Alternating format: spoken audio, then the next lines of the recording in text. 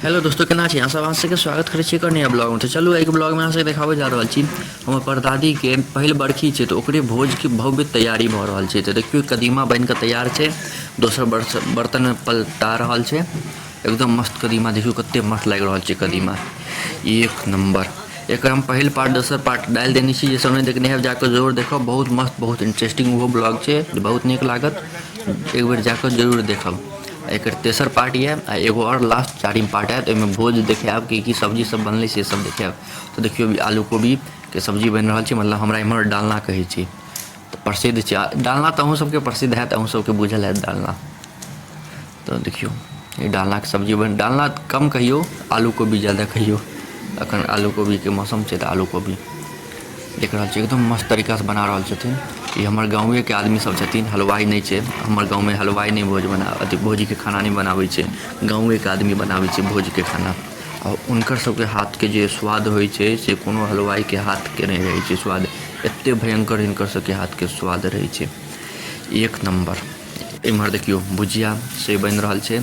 ई भुजिया के बिना हमर गाँव के भोज अधूरा छै। ई भुजिया नहीं रहत एहन आइ तक भेबे नहीं केले जे ई हमर गाँव में भोज भेलै भात दालि के, आ मोटका भुजिया नहीं छै, एहन भऽ नहीं सकैए। ई नहीं रहत तो भुजिया अथी भोज अधूरा छै। देख रहा छियै मोटका भुजिया है, देखियो कते मस्त एकदम कुरकुर भुजिया, एक नंबर मसालेदार। बताओ अहाँ सब कमेंट कऽ के, अहाँ सबके मुँह में पानि आबि रहल ये, एते भयंकर भुजिया छै। आ ये हमर गाँव के प्रसिद्ध भुजिया छै। ये देखियो भगवान ले तैयार कऽ लेलिए, मंदिर पर जेते। ई भोज से पहले कच्चा सामग्री सब मंदिर पर जाय छै। देखियो तेल दही जते भी आइटम सब छै, जते भी कच्चा सामान ओ सब, आ पैसा वैसा सब मंदिर पर जेते।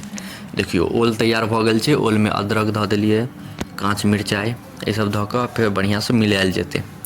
तो ओलो तैयार भऽ गेलै, ओल के चटनी इम्हर और सब्जी सब तैयार भऽ गेल छै। हम लास्ट में देखाब कते की आइटम सब छै, कते की सब्जी सब छै, हमर गाँव में कते की आइटम सब पड़ै छै से सब बाद में देखाब।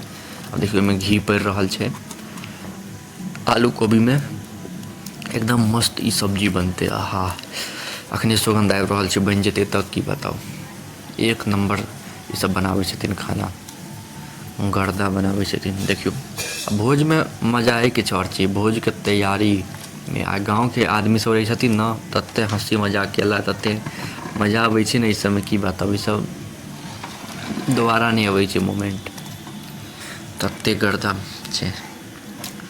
देख रहल छी अहाँ सब बस सब्सक्राइब कऽ के राखू चैनल के। अहाँ सबके पास हमेशा ब्लॉग अबैत रहत, 10:01 पर रोज ब्लॉग आयत, पर डे डेली ब्लॉगिंग हम करै छी।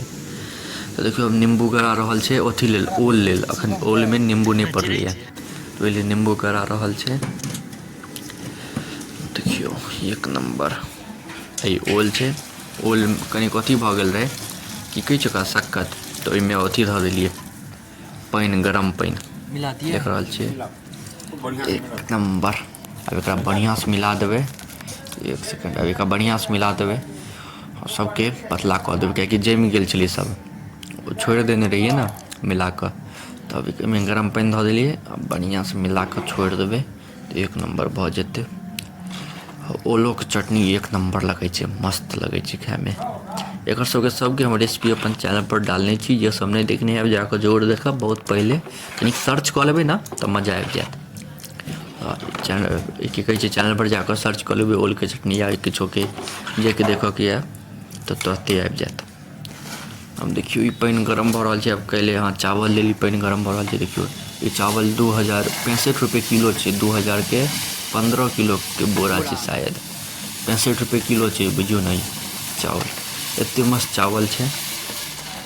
देखियो चावलो बन कऽ तैयार भऽ रहल छै बनऽ के लेल, पानि में भऽ गेल छै। अब देखियो पसा रहल छै, एक नंबर चावल छै। ओहो सुगंधित चावल एकदम उज्जर एक नंबर लागि रहल छै देखो में। अहाँ सब बताओ अहाँ सबके केहन लागि रहल ये। और नेक्स्ट पार्ट के लिए सब्सक्राइब करके राखू, काल्हि आबि जायत 10:01 पर नेक्स्ट पार्ट। ओहिमे हम सब चीज देखायब एकदम विस्तार से, सब्जी सब की सब छै, की आइटम सब छै। अहाँ सब सब्सक्राइब करके राखू। अहाँ सबके एते देर तक देखऽ के लिए धन्यवाद। नीक लागे तो लाइक कमेंट शेयर सब्सक्राइब जरूर करब। मिलै छी अहाँ सबसँ अगला नेक्स्ट पार्ट में, और बहुत मजा आयत। अहाँ सब बस सब्सक्राइब करके राखू। धन्यवाद। जय हिंद।